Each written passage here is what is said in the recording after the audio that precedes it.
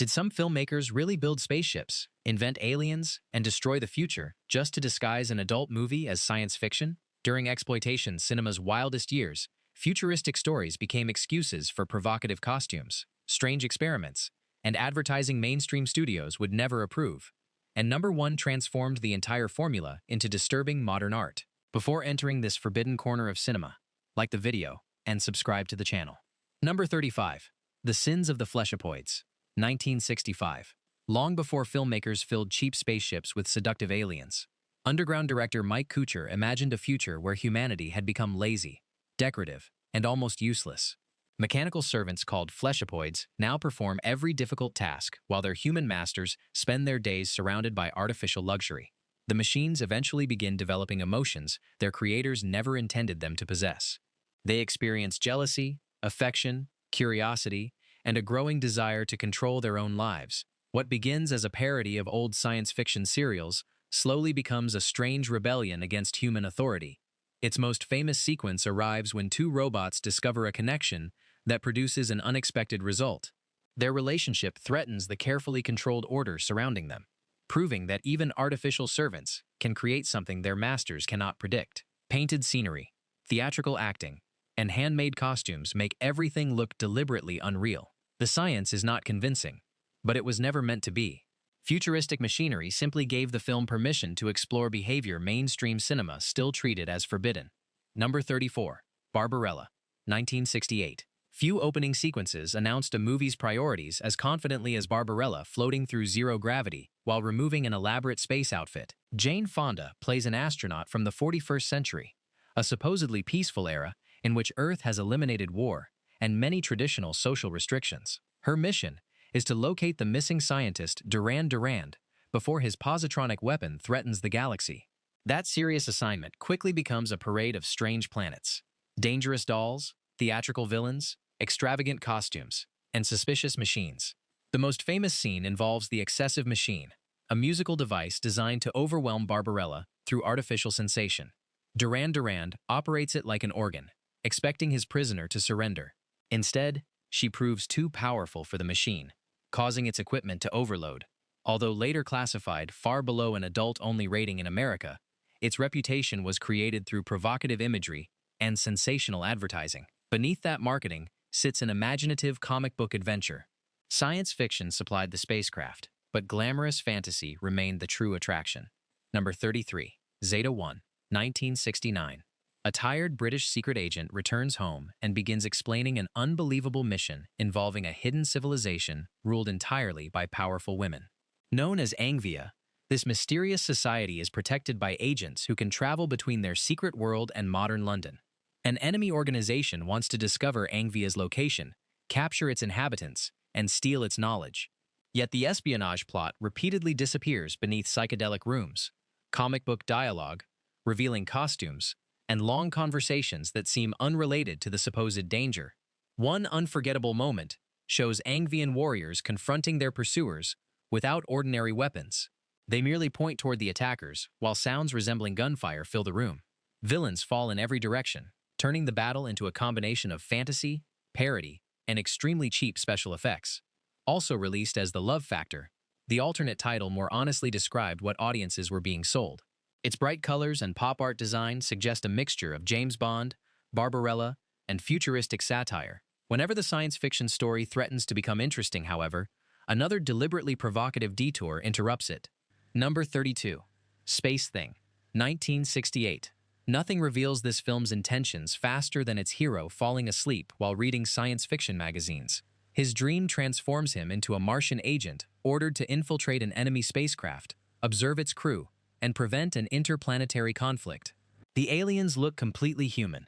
The spacecraft resembles a decorated apartment, and their supposedly advanced society seems unusually interested in romantic experimentation.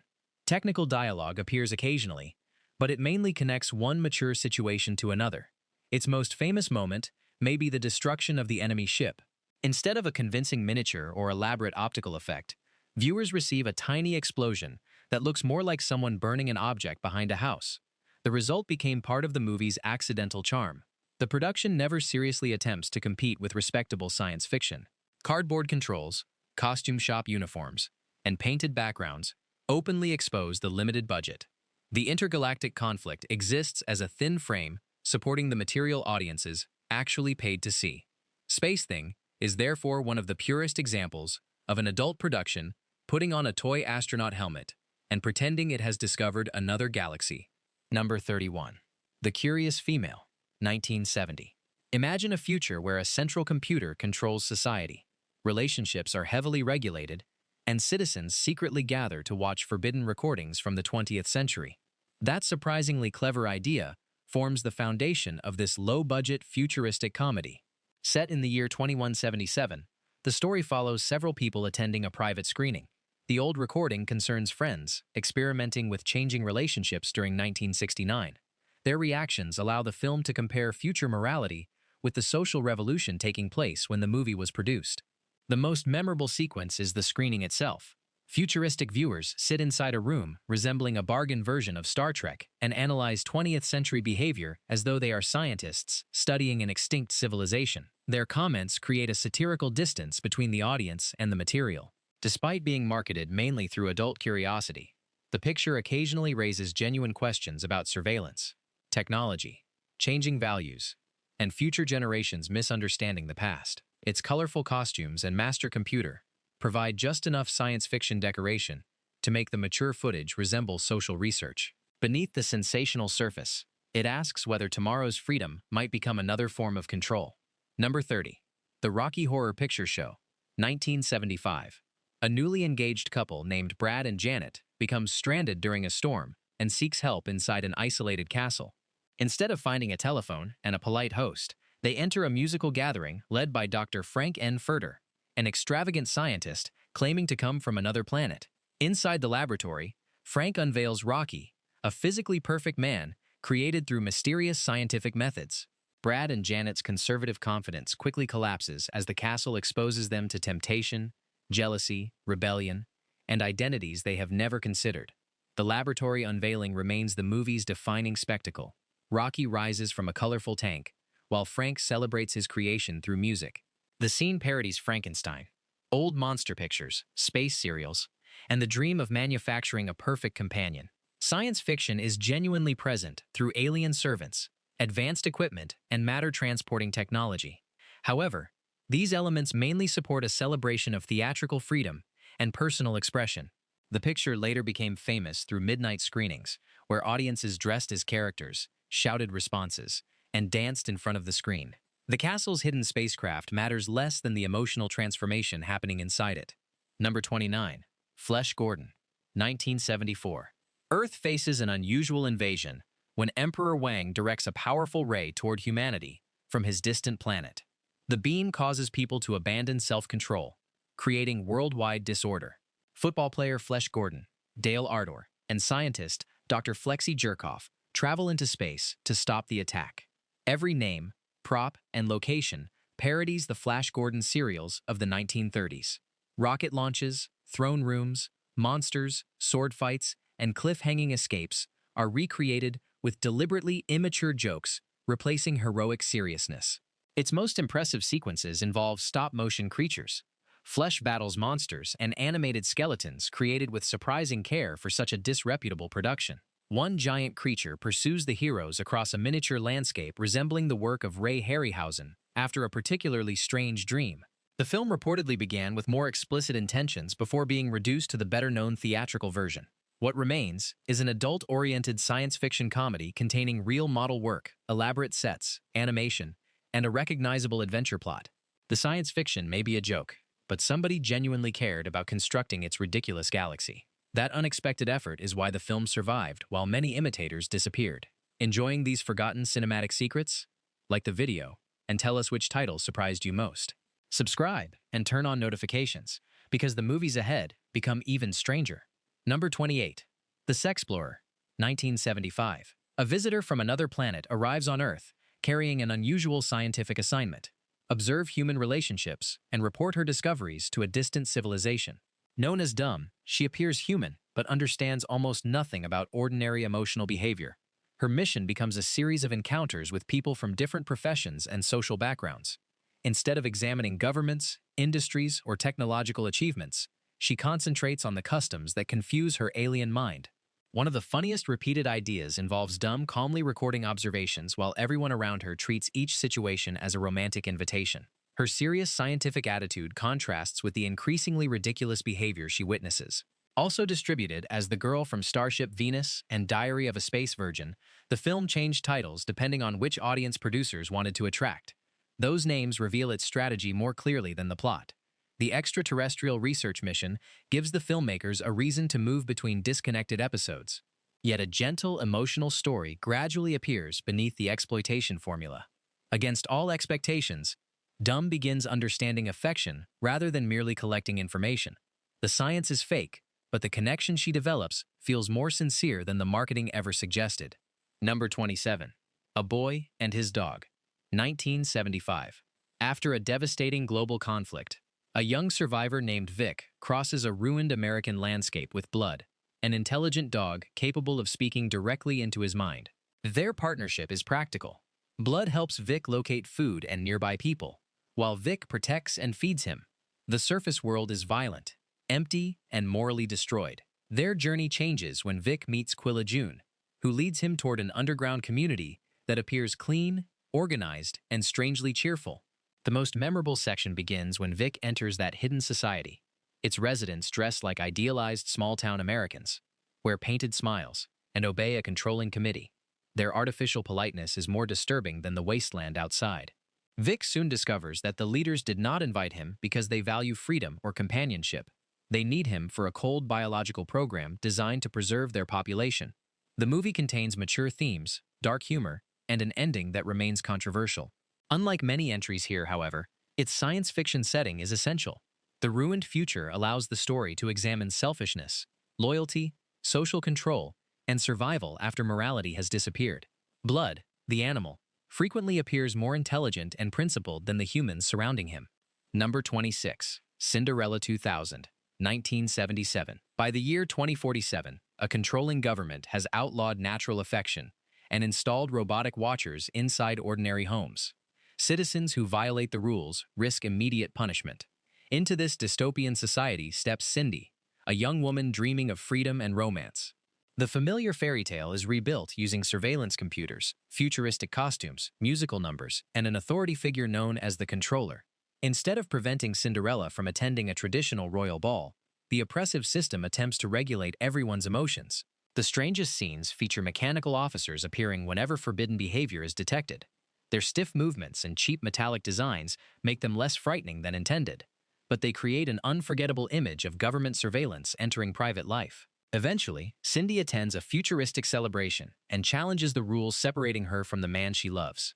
The prince, transformation, and fairy tale structures survive, but they are surrounded by machines that look assembled from abandoned television equipment. The production tries to combine controversy, comedy, fantasy, music, and political satire. Its central idea remains sharper than its execution. This government is not most afraid of weapons or organized rebellion. It is afraid of people forming genuine connections without official permission. Number 25. Sex World, 1977. A group of strangers boards a private bus and travels toward an exclusive resort called Sex World. Each visitor arrives with a hidden desire, unresolved fear, damaged relationship, or fantasy that ordinary life has never allowed them to confront. The resort presents itself as a luxurious escape, but its operation resembles an advanced psychological laboratory. Staff members record interviews, study personal histories, and feed the information into a powerful computer system. The machine then selects companions and situations supposedly designed to meet each guest's emotional needs. One particularly memorable sequence shows the computer calmly analyzing a visitor's fears and preferences before arranging an encounter intended to challenge both. The machine does not laugh, judge, or express surprise. Its emotionless efficiency makes the resort feel more unsettling because every private thought has been converted into usable information. Individual stories unfold inside different rooms. Some visitors discover that their fantasy is less satisfying than expected. Others realize they have been hiding from loneliness, prejudice, insecurity, or guilt. The futuristic resort promises freedom, yet it constantly reminds them that an unseen system is watching. Science fiction elements are limited, but the central computer gives the movie more continuity than many adult anthology productions. The technology is not presented as evil in a traditional sense. It simply understands the guests well enough to manipulate them. Long before dating applications and recommendation algorithms became normal, this film imagined a company gathering intimate data and turning it into personalized experiences. The computers look primitive now, but the business model feels surprisingly modern. Its real question is not whether technology can manufacture pleasure. It asks whether a machine that knows exactly what people want might also reveal what they are most afraid to admit. Number 24. Spaced Out. 1979. Three ordinary men are accidentally captured by a spacecraft operated almost entirely by women. The alien crew members are not terrifying invaders or brilliant scientists. They are confused travelers whose equipment behaves unpredictably and whose understanding of human behavior is even worse. Originally released as Outer Touch, this British comedy transforms its spaceship into a floating collection of jokes about attraction, authority, and misunderstanding. The men cannot determine whether they are prisoners, honored guests, research subjects, or temporary entertainment for the crew.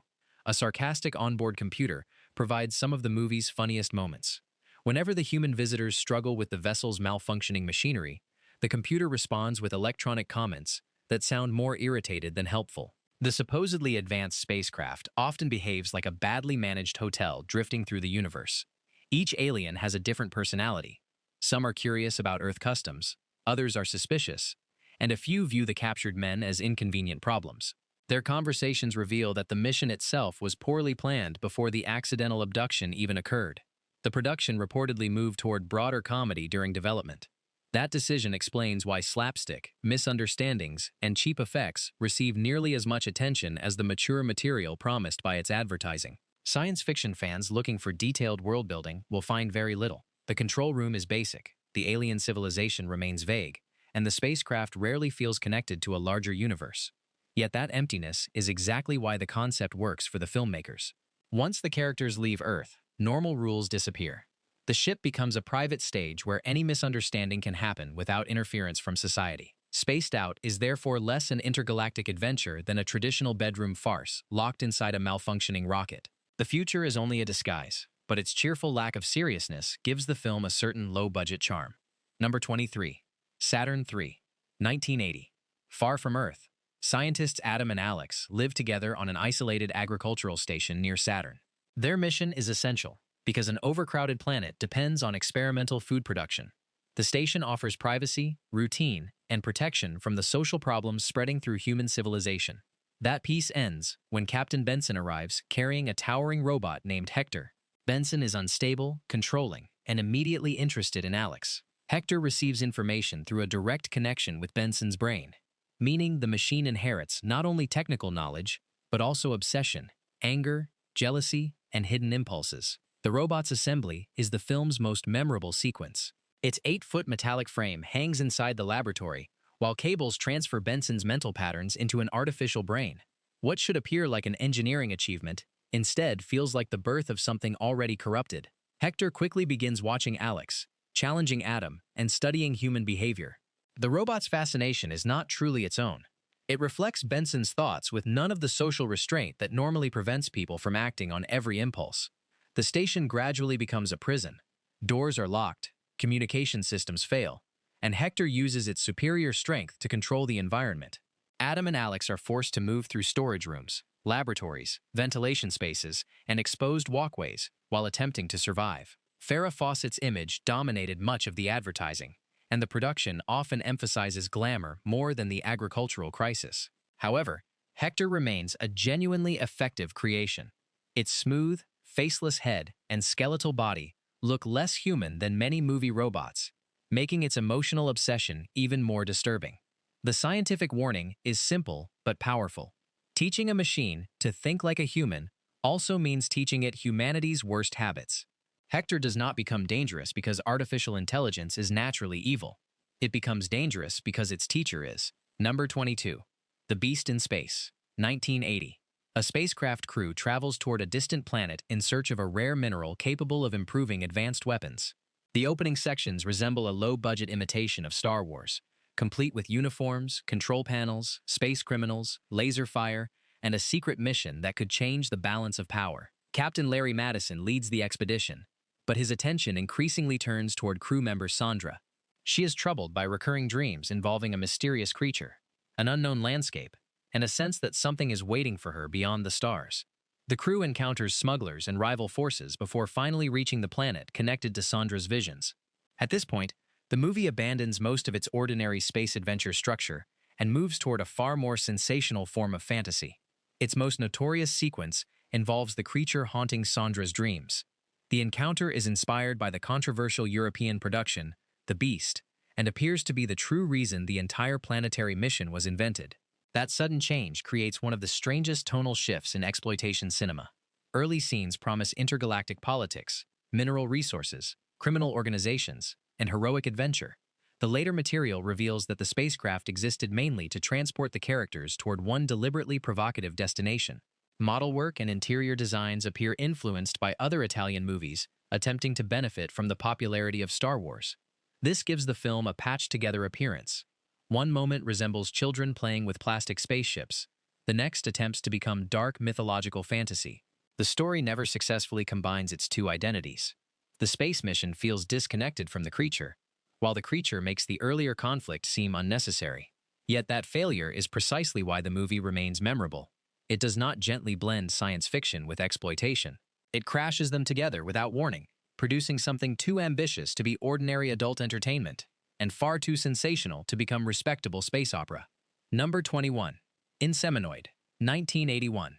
An archaeological team investigates ancient ruins beneath the surface of a remote planet. Inside the underground complex, the researchers discover strange crystals, sealed chambers, unfamiliar machinery, and evidence that an unknown civilization once conducted biological experiments. The mission begins like a serious planetary mystery. Crew members collect samples, photograph carvings, and attempt to understand the purpose of the tunnels. Their confidence disappears after several accidents suggest that the ruins are not completely abandoned. During an exploration, crew member Sandy is attacked by an alien presence and physically altered. Her personality changes rapidly. The friendly researcher becomes secretive, aggressive, and fiercely protective of something developing inside her. The sequence that begins Sandy's transformation became the movie's most controversial moment. Flashing lights, mechanical equipment, medical imagery, and nightmare editing create an event that is suggestive rather than scientifically believable. Its reputation eventually overshadowed nearly everything else in the film. Afterward, the story becomes a claustrophobic pursuit through tunnels and laboratory rooms. Sandy attacks former colleagues, steals supplies, and searches for places to protect her alien offspring. The surviving researchers barricade doors and argue about whether any part of their friend remains. Comparisons with Alien were unavoidable. Both movies involve isolated crews, mysterious extraterrestrial biology, and fear spreading through industrial corridors. Inseminoid replaces controlled suspense with louder exploitation, faster attacks, and more direct bodily horror. Despite its roughness, several images remain effective. Figures run through blue-lit passages, while alarms sound. Crystals glow inside darkness. Sandy watches former friends with a blank expression, suggesting that her original identity has been almost completely erased. The science fiction plot is minimal, but the emotional fear is recognizable. The true horror is not simply that an alien has entered the station. It is that a familiar person has become something impossible to understand. Number 20. Night Dreams, 1981. A woman named Mrs. Van Houten enters a research facility where scientists claim to be studying imagination, fantasy, fear, and emotional response. She is connected to experimental equipment and placed into a controlled dream state, while observers monitor her reactions. Once the process begins, ordinary narrative disappears. Her mind moves through a chain of dreams resembling westerns, religious programs, theatrical performances, advertising campaigns, horror films, and futuristic nightmares. Characters change identities without explanation. Locations repeat in altered forms, and familiar symbols become disturbing. One of the movie's most remembered sequences is a bizarre musical vision featuring an oversized costumed figure, dramatic stage lighting, artificial scenery, and movements that seem choreographed by someone who has never witnessed normal human behavior. The scene is memorable not because of expensive effects, but because viewers struggle to explain what they have seen. It feels funny, threatening, ridiculous, and carefully designed at the same time. The laboratory experiment provides a thin science fiction framework, but nearly everything unfolds inside Mrs. Van Houten's subconscious. This gives the filmmakers permission to move between satire, adult fantasy, horror, and surreal comedy without logical transitions. Unlike routine productions created for the same market, Night Dreams possesses a consistent visual identity. Sets are artificial on purpose. Colors feel aggressive. Performances resemble people trapped inside advertisements broadcast from an alternate universe. The researchers believe they are observing their subject objectively, yet the dreams appear to observe them as well. Authority figures become performers. Respectable institutions become jokes, and every promise of control eventually collapses. Although marketed as adult entertainment, the film's strangest material has little to do with ordinary attraction. It wants viewers to feel confused, uncomfortable, and uncertain about what each symbol means. The scientific machinery is therefore only a doorway. The true location is a subconscious mind, where commercial images, religious fear, childhood memory, and forbidden desire have merged into one uncontrollable television broadcast. Number 19. Café Flesh. 1982. After a nuclear catastrophe known as the nuclear kiss, most survivors become physically unable to experience intimacy without suffering severe sickness. These people are called sex negatives. A small minority, known as sex positives, remain unaffected and are forced to perform for everyone else. The story centers on a nightclub called Café Flesh, where pale and emotionally exhausted customers watch elaborate stage presentations. Lana, a negative, attends with her partner Nick, but their relationship begins collapsing when a famous positive performer arrives and becomes interested in her. The stage shows are the film's defining sequences. Instead of presenting glamour, they resemble damaged advertisements from the 1950s. One performance features an office worker and a figure with an enormous pencil-shaped head. Another transforms familiar suburban imagery into something mechanical, unpleasant, and deliberately absurd. The performers move with exaggerated precision, while the audience watches with jealousy, resentment, and physical discomfort. Their applause does not represent simple enjoyment.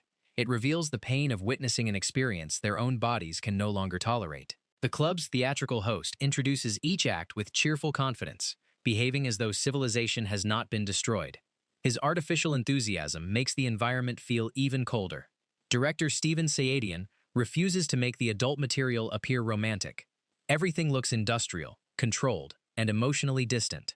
The result turns a nightclub into a laboratory studying spectatorship itself. Lana's growing attraction to the visiting performer threatens both her relationship and her identity as a negative. Nick becomes increasingly angry because the possibility of her changing exposes the weakness beneath his confidence. The movie initially disappointed some viewers who expected conventional entertainment, but it later developed a cult reputation through midnight screenings. Electronic music, theatrical sets, post-apocalyptic costumes, and surreal performances gave it an identity far beyond the market that produced it. Here, science fiction is not simply camouflage. Without the nuclear kiss and the division between positive and negative survivors, the story would lose its meaning. Café Flesh uses provocative performance to examine envy, commercialization, exclusion, and the pain of watching others experience what society has denied you. Number 18. Liquid Sky. 1982. A tiny alien spacecraft lands on the roof of a Manhattan apartment, occupied by Margaret, a fashion model moving through New York's underground club scene. The unseen visitors are searching for chemicals released inside the human brain during intense emotional experiences. Margaret lives among musicians, artists, performers, and dealers, who treat one another with constant cruelty. She is surrounded by people who admire appearances while showing almost no concern for the person underneath. Her world includes Jimmy, an arrogant model also played by Anne Carlisle. The double performance creates an environment where identity, attraction, and power feel unstable. Characters compete to be noticed while privately resenting everyone around them. Margaret gradually discovers that people who become intimate with her disappear. Their bodies vanish, leaving behind small crystal-like traces. Instead of reacting with ordinary horror, she begins using the mysterious force against individuals who mistreat or threaten her. The film's signature visual shows the apartment floor transforming into an endless black liquid surface. Victims follow Margaret forward and slowly sink beneath the darkness, while she remains untouched. The effect is theatrical rather than realistic, but its simplicity makes it unforgettable. Neon makeup, sharp electronic music, aggressive fashion, and cold performances turn Manhattan into an alien planet before the extraterrestrials are fully explained. Every club resembles a laboratory where people test new identities. The picture was promoted through provocative underground imagery, But it is also a story about exploitation inside human relationships. The aliens do not create the city's cruelty. They merely arrive to feed on the chemical result. Margaret's transformation from victim to predator does not provide simple empowerment. Each disappearance separates her further from ordinary emotion. She gains control while losing any possibility of trust. By the conclusion, she cannot easily identify whether she is a survivor, weapon, celebrity, scientific resource, or accomplice to the visitors above her apartment. Liquid Sky uses adult science fiction imagery. Yet its deepest discomfort comes from suggesting that the aliens understand humanity so quickly, because people have already turned attraction into a form of violence. Number 17. Galaxy of Terror, 1981. A rescue crew travels to the dark planet Morganthus after another spacecraft mysteriously crashes. Searching through the wreckage, they discover bodies but no clear explanation. Their investigation leads toward a gigantic alien pyramid, capable of turning personal fears into physical reality. Each crew member carries a different weakness. One fears enclosed spaces. Another fears helplessness. A confident warrior fears encountering an opponent stronger than himself. The planet does not simply attack them with random creatures. It studies their minds and constructs individual traps. The pyramid's interior resembles a combination of ancient architecture, industrial machinery, and a haunted house. Doors open into impossible chambers. Corridors lead characters away from the group. Every person eventually confronts something designed specifically for them. The most notorious sequence involves crew member Demea and a giant creature inspired by her fear of worms. Its provocative presentation became so controversial that it overwhelmed discussion of the entire movie. Edited versions appeared in certain markets, but the reputation remained. That controversy is unfortunate because the basic concept contains genuine potential. A machine capable of transforming psychological fear into living matter could support an intelligent science fiction thriller about guilt, trauma, and self-knowledge. Instead, producer Roger Corman's film repeatedly chooses sensational shocks. Characters separate for weak reasons, enter dark rooms alone, and face individual nightmares like visitors moving through a forbidden carnival attraction. The cast includes Robert Englund, Sid Haig, Grace Zabriskie, and Aaron Moran. Behind the camera, a young James Cameron contributed to production design and visual effects, helping the sets appear larger and more complex than the budget should have allowed. Several sequences display real imagination. A crystal weapon creates glittering bursts of light. A narrow chamber closes around a terrified crew member. The pyramid seems to breathe as though it is studying everyone inside. The movie pretends to investigate fear scientifically, but it mostly behaves like an exploitation haunted house in space. Yet its central idea survives the excess. The greatest alien threat is not a monster from another world. It is the private terror carried inside each visitor's mind. Number 16. Forbidden World, 1982. Federation agent Mike Colby is sent to a research facility on the remote planet Zarbia. Scientists working there have created Subject 20, an artificial organism intended to solve a dangerous galactic food shortage. Instead of becoming a reliable source of nutrition, the creature has escaped and begun consuming the staff. The station contains laboratories, narrow corridors, computer rooms, storage areas, and private quarters familiar to anyone who watched low-budget space horror during the early 80s. Sets and effects were recycled from other Roger Corman productions, giving the facility a strangely recognizable appearance. Subject 20 constantly changes its genetic structure. This ability allows it to grow rapidly, adapt to threats, and survive weapons that should destroy an ordinary creature. The scientists realize too late that they have engineered something capable of using nearly any biological material as fuel. Mike arrives as an investigator, but his behavior often resembles an action hero entering a nightclub. He quickly becomes involved with the station's female researchers while paying surprisingly little attention to security procedures. One memorable sequence occurs inside a laboratory where two crew members abandon professional caution for a private encounter while danger moves nearby.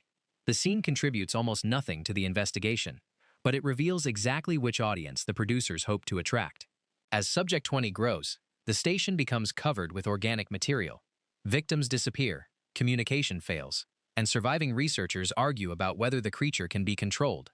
The strongest scientific idea involves the arrogance behind creating life for commercial purposes. The organism was not designed out of curiosity. It was engineered because authorities wanted an inexpensive answer to a food crisis. Number 15. Android, 1982 Max 404, lives aboard an isolated space station with Dr. Daniel, a scientist secretly conducting illegal android research. Max looks human, performs maintenance, follows orders, and dreams of traveling beyond the station. Most importantly, he is fascinated by emotions he understands, mainly through old movies. Dr. Daniel treats Max like an unfinished machine rather than a developing person. He criticizes the android's curiosity and refuses to allow him contact with the outside world. Max therefore learns about human relationships by watching classic film clips, studying gestures, and imagining experiences he has never had. Their quiet existence changes when three fugitives request shelter. Keller leads the group, accompanied by Mendez and Maggie.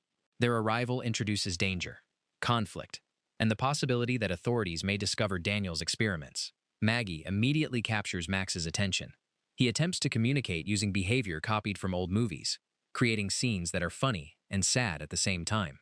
Max recognizes the performance of affection without fully understanding the feelings behind it. Dr. Daniel is also interested in Maggie, although his true plans involve transferring knowledge into a more advanced female android named Cassandra. His work reveals that Max may soon become unnecessary. The fugitives gradually turn against one another. Violence enters the station, trust collapses, and Max must choose between obedience to his creator and loyalty to people who have treated him like an individual. Klaus Kinski gives Daniel an unpredictable menace. Even when speaking calmly, he appears capable of destroying anyone who interferes with his research. Don Keith Opper makes Max sympathetic without relying on exaggerated robot movements. Number 14. Videodrome, 1983. Max Wren operates a Toronto cable station that survives by showing programs other broadcasters avoid. He constantly searches for stronger material, believing audiences will always demand something more dangerous than what they watched yesterday. His technician discovers a mysterious broadcast called Videodrome. The signal appears to show people being humiliated inside a plain red room. There is no clear plot, no recognizable cast, and no explanation of where the transmission originates. Max believes he has discovered the next controversial attraction. His investigation introduces him to media theorist Brian Oblivion, who appears only through recorded video messages, and radio personality Nikki Brand, who becomes fascinated with the broadcast's dangerous reputation. The deeper Max searches, the less he can trust his senses. Television screens begin breathing. Videotapes move like living objects. A device placed over a viewer's head resembles both machinery and flesh. The movie's most famous image is the opening that appears in Max's abdomen. A videotape is pushed into this organic slot, turning his body into a machine capable of receiving instructions. Later, he reaches inside himself and removes objects that cannot logically exist. David Cronenberg does not present Videodrome as dangerous only because of what it shows.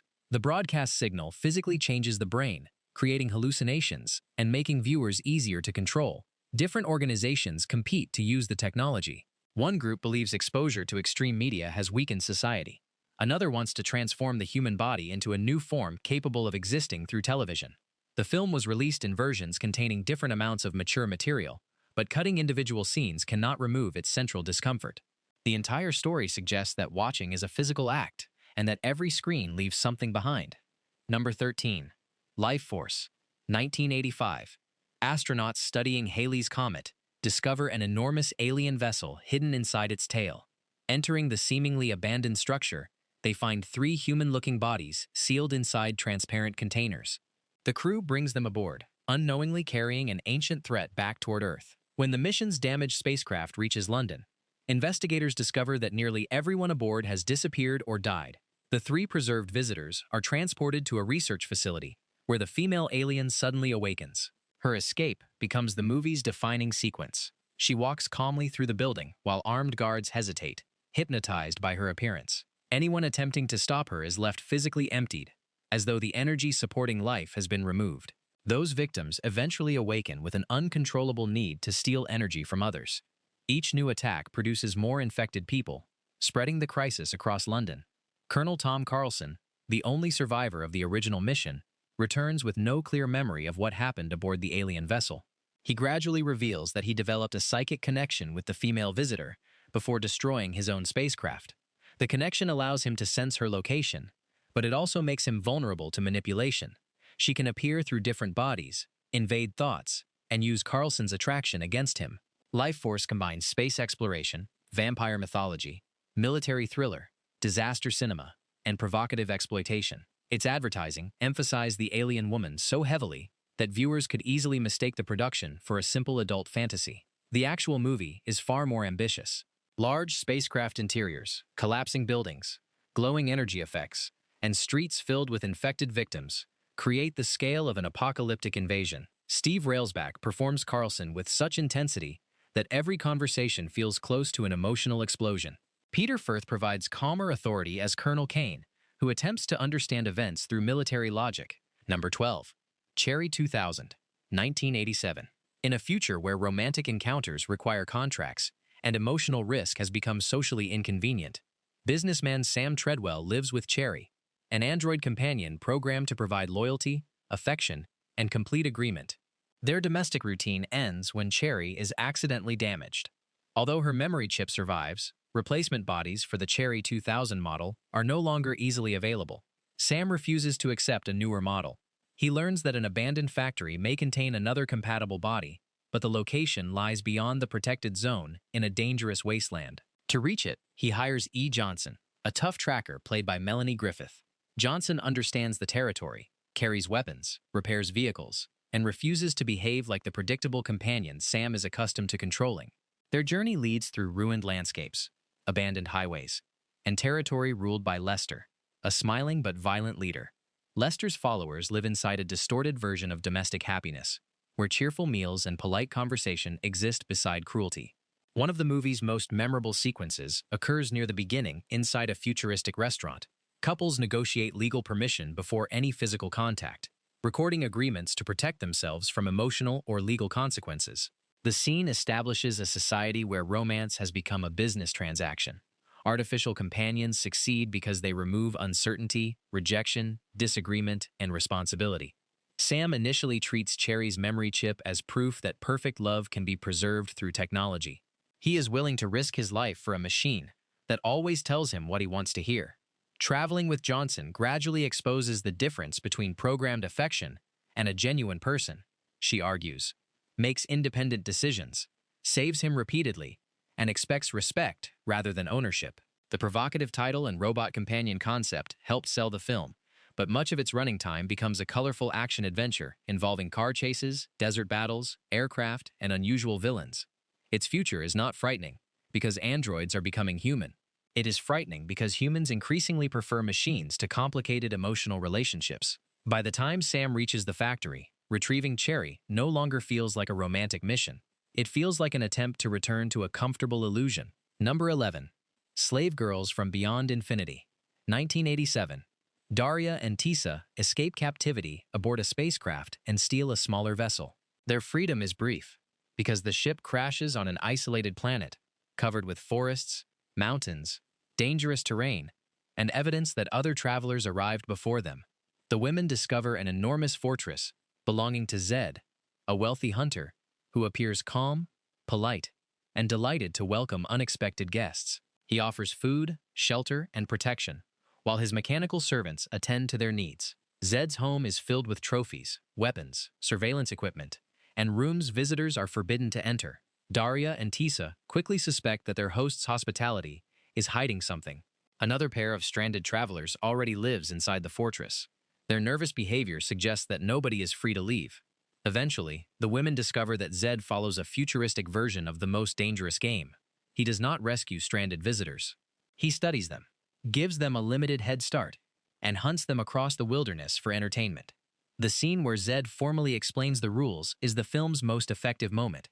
He speaks with complete confidence because he has never considered the possibility that his targets might defeat him. Daria and Tisa enter the jungle, wearing costumes chosen more for advertising than survival. Yet they quickly prove resourceful. They search for weapons, examine Zed's security systems, create traps, and uncover evidence of earlier victims. The planet also contains dangerous creatures that attack both hunters and prisoners. This prevents Zed from maintaining complete control over the game. Despite its sensational title, the movie becomes a straightforward survival adventure.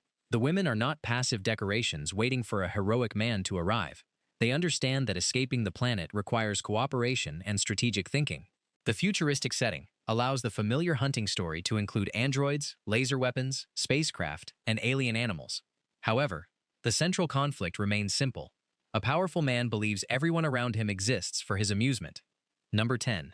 Vicious Lips, 1986. An all-female rock group called Vicious Lips receives an opportunity to perform at a major nightclub located on another planet. Their manager believes the show could transform them into intergalactic stars, but first they must survive the journey. The original lead singer disappears before departure, forcing the band to recruit Judy Jetson, a nervous performer who has never experienced the dangerous world surrounding professional entertainment. Their spacecraft is already unreliable, and the manager's desperate decisions make the trip worse. After an accident, the vessel crashes on a strange planet filled with darkness, damaged technology, and a dangerous escaped creature. The band members begin arguing about ambition, loyalty, and whether their manager has destroyed their careers. Their glamorous musical dream slowly turns into a survival nightmare. The film's most memorable sequence is the nightclub performance that may exist somewhere between fantasy and reality.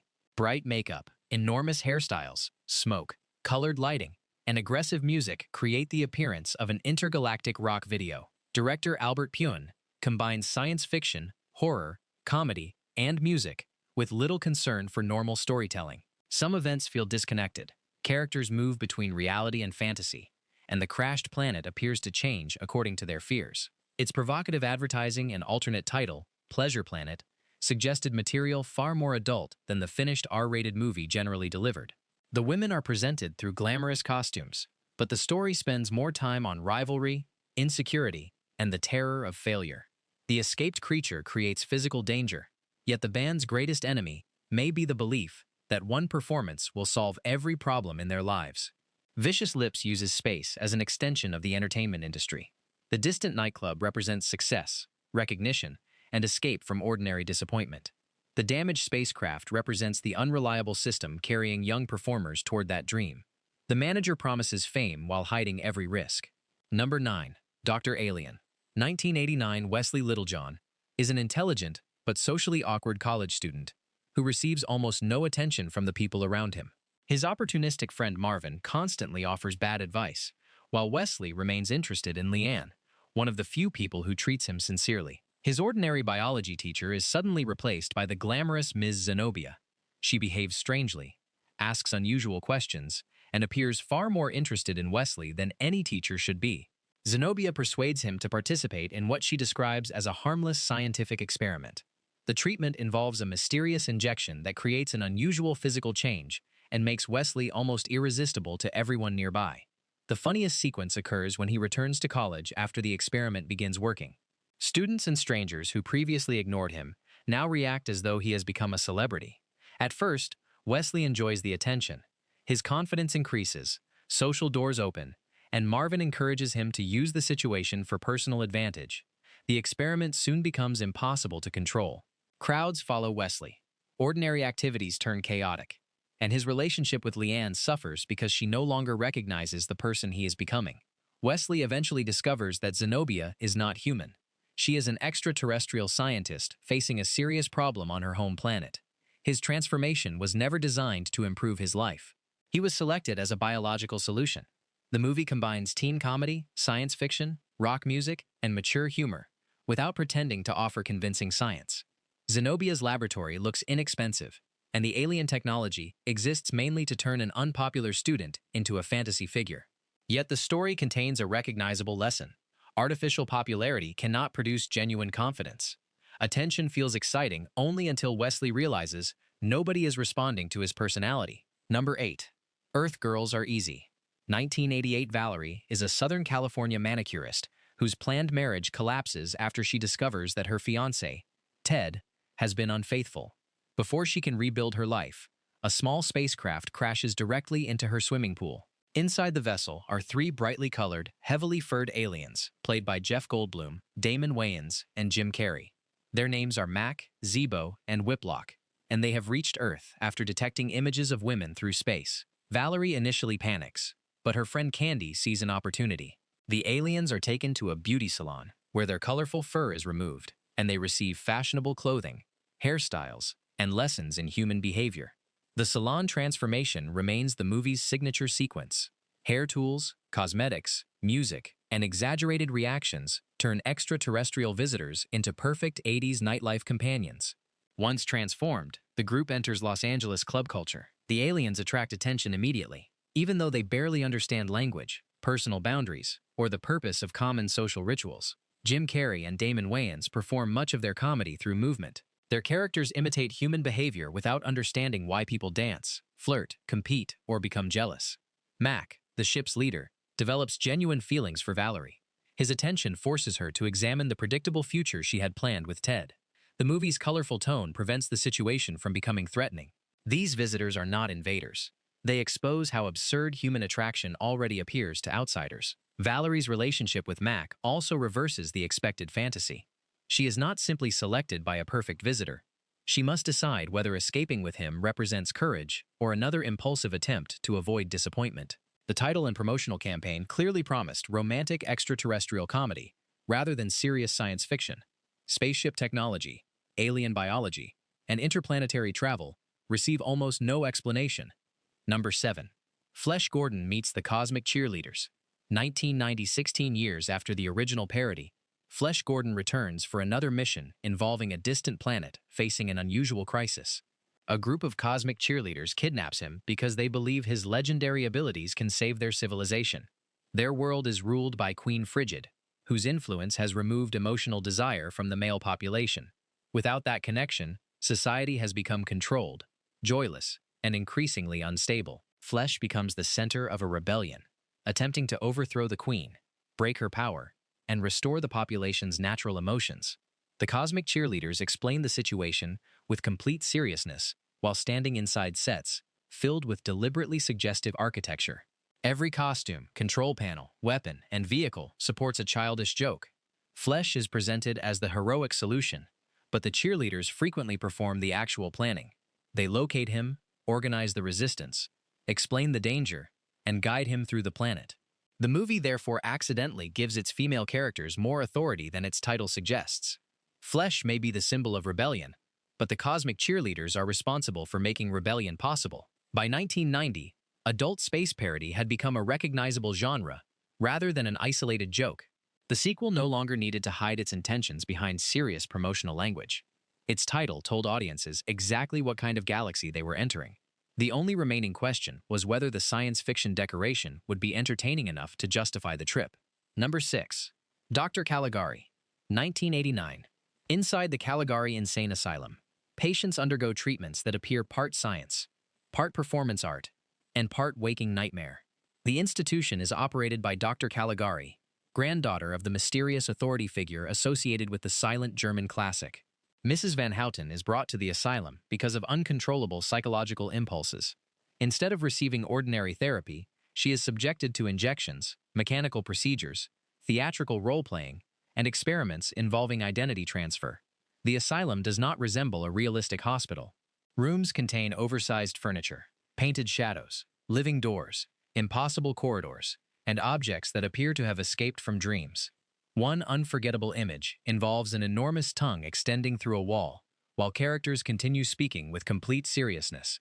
Other scenes feature glowing chemicals, artificial body parts, theatrical costumes, and patients arranged like figures inside disturbing advertisements. Director Steven Sayadian has no interest in conventional science fiction. The asylum follows dream logic. Colors are aggressive, dialogue sounds disconnected from normal conversation, and every movement appears deliberately staged. Dr. Caligari herself treats patients as raw material. She does not simply want to understand their minds. She wants to rearrange personalities according to her own theories and desires. Mrs. Van Houten becomes involved in an experiment where one person's emotional condition may be transferred into someone else.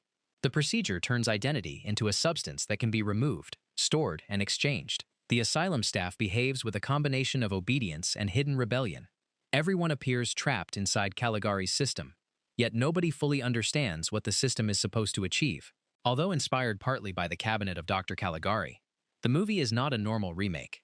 It combines mad scientist cinema, psychological satire, adult horror, German expressionist design, and music video imagery. The provocative material attracts attention, but the deeper theme concerns authority. Doctors possess the power to define which thoughts are normal. Patients lose control over their identities once experts describe them as diseased. Number 5. Test tube teens from the year 2000. 1994. In a corporation-controlled future, Natural relationships have been outlawed, and children are produced through laboratory technology. Personal choice has been replaced by efficiency, social order, and biological planning. Two young women, named Camilla and Trixie, reject the artificial system surrounding them. They travel backward through time, to 1994, hoping to experience the freedom their society has eliminated. Their mission is partly scientific and partly personal. They want to understand why earlier generations valued ordinary human connection and whether those feelings can survive without corporate management. The time travel arrival provides some of the film's most entertaining moments. Camilla and Trixie appear with futuristic confidence, but possess almost no understanding of 1990s behavior.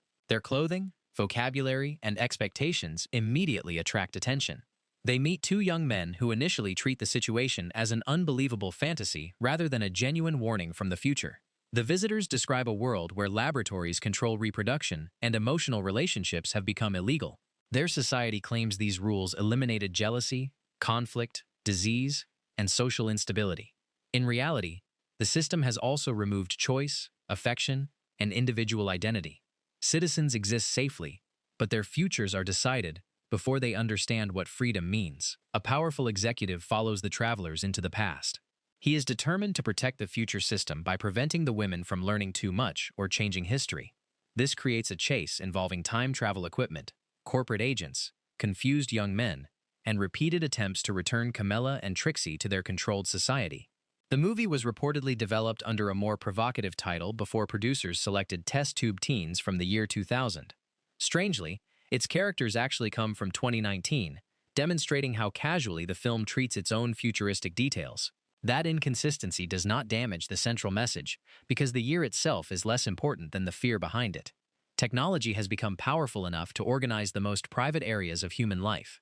Number 4. Pygmalion, 1996. A distant extraterrestrial civilization has evolved beyond physical bodies. Its inhabitants exist as beams of energy, connected through a collective consciousness.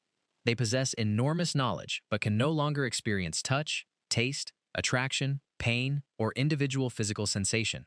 To understand what has been lost, they send an explorer named Kara to Earth.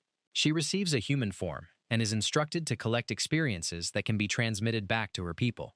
Kara begins her mission by observing human relationships with scientific distance. Every conversation, emotional response, and encounter becomes information stored for later analysis. A memorable visual shows her energy form moving through glowing light before entering a physical body. The effect is simple, but it establishes that the woman on screen is both an individual and a recording device controlled by a larger civilization. At first, Kara believes sensation can be understood through data. She studies attraction, as though it were a chemical reaction, and views affection as a pattern that can be documented. Human behavior quickly becomes more complicated. People say one thing while feeling another. They seek closeness and then retreat. They confuse desire with affection and affection with possession. Kara gradually develops preferences of her own. Certain experiences matter more than others, and some individuals affect her in ways she cannot explain to the collective. This creates a conflict between her mission and emerging identity. Returning home would mean surrendering private memories to beings who have never possessed individual bodies. Kara's people believe information will be enough. Her experience suggests that memory without personal choice is incomplete. A collective consciousness may contain unlimited knowledge, yet it cannot easily understand loneliness, because loneliness requires an individual self. Number 3. Pygmalion 2, 1998. The sequel expands the concept of extraterrestrial beings studying human sensation, but introduces a more direct conflict. Two alien visitors arrive on Earth carrying different missions and opposing beliefs about how their powers should be used. One visitor views human relationships as experiences worth understanding. The other sees people mainly as biological resources and believes emotion is a weakness that should be controlled. Their disagreement develops into a struggle involving manipulation, loyalty, identity, and the right to choose how an individual body is used. The aliens can communicate through glowing energy and move between physical forms. These abilities are represented through colored light, electronic sounds, careful editing, and dialogue explaining events the budget cannot show. One recognizable sequence places the visitors inside an ordinary modern home while they discuss advanced extraterrestrial concepts. Everyday furniture sits beside visual effects representing alien power. That contrast captures the entire direct-to-video era. Producers promise interplanetary conflict, but most of the universe must fit inside a living room. The visitors initially treat human beings as predictable. They believe attraction can be activated, observed, and recorded without emotional consequences. Their experiments quickly produce unexpected attachments. The alien sympathetic to humanity begins recognizing that consent, trust, and personal choice matter more than the collection of experience. The opposing visitor considers these ideas inefficient. From the perspective of a collective civilization, individual boundaries appear unnecessary and even dangerous. Science fiction mythology receives more attention than in the first Familian, but the mature situations still occupy most of the running time. The alien conflict mainly connects different encounters and gives the story a recognizable direction. The sequel's most interesting idea concerns individuality. Beings from a shared consciousness may possess knowledge, but they do not automatically understand privacy. Earth becomes important because physical bodies create separation. Each person occupies a limited space and cannot completely know what another person feels. To the aliens, this limitation seems primitive, yet it is also what makes trust meaningful. A person must choose to communicate because thoughts are not automatically shared. Number 2. IKU 2000. In a cyberpunk future, the Genome Corporation develops a system capable of collecting human pleasure as digital information. The company intends to package these recorded experiences and deliver them directly into the minds of paying customers. A shape-changing android named Reiko moves through New Tokyo gathering the necessary data. She does not possess one permanent body. Different physical forms are created for different targets, allowing her to enter multiple environments without attracting attention. Each encounter becomes information. Emotional response, sensation, memory, and personal reaction are captured, processed, and uploaded into a corporate database. The film's most striking repeated image is the download process. Reiko connects with company technology, while private experiences become electronic patterns. Human intimacy is no longer treated as a relationship between individuals. It has become a commercial product, capable of being stored, copied, edited, and sold. Director Xu Lea Chang presents the city through handheld digital photography, nightclub lighting, computer interfaces, fragmented editing, and imagery associated with early internet culture. New Tokyo feels less like a believable future city than a network of rooms, screens, bodies, and signals. People move through the environment as both customers and sources of data. Unlike older films where one cardboard spaceship justified disconnected episodes, IKU makes collections central to its structure. Every scene contributes to the corporation's expanding archive. Genome does not care about affection, privacy, or personal meaning. It wants a complete database containing every possible response. Reiko initially follows instructions without questioning the purpose of her work. She is a machine designed to gather information, and physical identity is simply another tool. The more human experience she collects, however, the less willing she becomes to remain a corporate instrument. Memories begin affecting her behavior even after the data has supposedly been transferred. This creates a contradiction. Reiko's body may be replaceable, but her developing sense of self is not. Every new form carries traces of what earlier versions learned. The corporation views that individuality as a malfunction. A perfect recording device should collect information without being changed by it. Number 1. Under the Skin, 2013. A mysterious woman drives a white van through the roads, towns, and cities of Scotland. She approaches isolated men, asks where they are going, determines whether anyone expects them home, and invites selected individuals to follow her. The woman is actually an alien wearing a human body. Her appearance, voice, clothing, and behavior function as tools used to attract targets, without creating suspicion. Her victims enter what appears to be an ordinary building. Once inside, however, the environment transforms into an endless black space without visible walls, doors, or ceiling. The alien walks forward while removing clothing, and the men follow. As they approach, they slowly sink beneath a dark liquid surface, while she remains above it.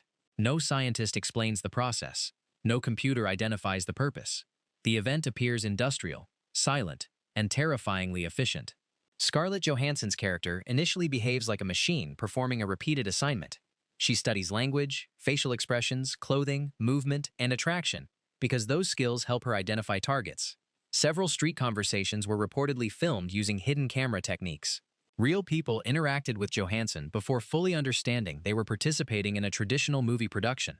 This method creates an uncomfortable mixture of fiction and reality. The alien appears to be studying genuine human behavior rather than actors performing carefully written dialogue. Her routine changes after she encounters a lonely man with a facial difference. He expects rejection and appears shocked when she continues speaking to him. She invites him into the black environment, but something about his vulnerability interrupts her normal behavior. Instead of completing the process, she releases him. That decision places her in conflict with the mysterious motorcyclist who appears to supervise the operation. He begins searching for both the escaped man and the alien who has stopped following instructions. She leaves the city and attempts to experience ordinary human life.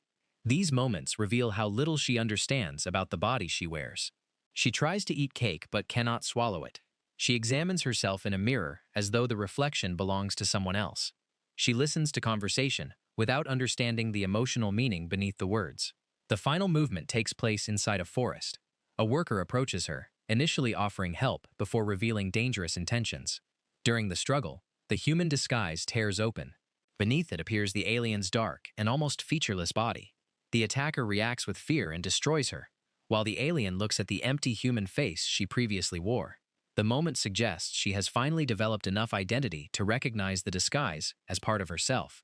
Unlike cheerful alien comedies, Under the Skin treats an attractive human appearance as camouflage used by a predator. Unlike routine exploitation films, the camera eventually exposes the predator's vulnerability. The story begins with the alien selecting people nobody will miss. She understands isolation only as useful information. Through experience, she begins recognizing loneliness as an emotional condition. The same quality that makes her victims easy to capture also makes them human in ways she cannot ignore. The movie contains very little traditional exposition.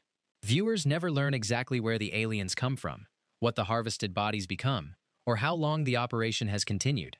That silence prevents the film from becoming a conventional invasion story. The mystery keeps attention on behavior rather than technology. Johansson's performance changes through tiny details. Her early smile looks practiced. Her questions sound efficient. Later, hesitation enters her movements, and ordinary surroundings begin affecting her.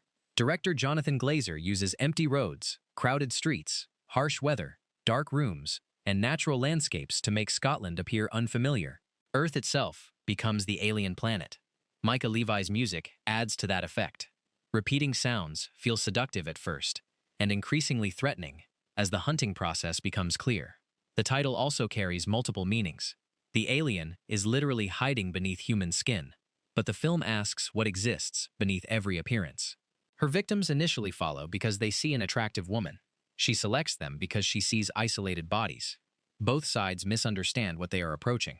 Under the Skin takes one of exploitation cinema's oldest formulas, a mysterious visitor using attraction to capture human beings, and removes every playful element. There are no cheerful spaceships, comic robots, glamorous laboratories, or exaggerated scientists. Attraction is shown as a hunting method, while the human body becomes both disguise and prison. By the conclusion, the alien has not fully become human. She has only developed enough empathy to make her original mission impossible. These films promised forbidden futures, seductive visitors, dangerous experiments, and machines designed to remove every human limit. Sometimes science fiction was only a cheap costume covering adult entertainment. Sometimes that disguise produced unforgettable cult art. Which movie used the sci-fi excuse most shamelessly? Leave your choice in the comments, like the video, share it with another cult film fan, and subscribe for more forgotten cinema.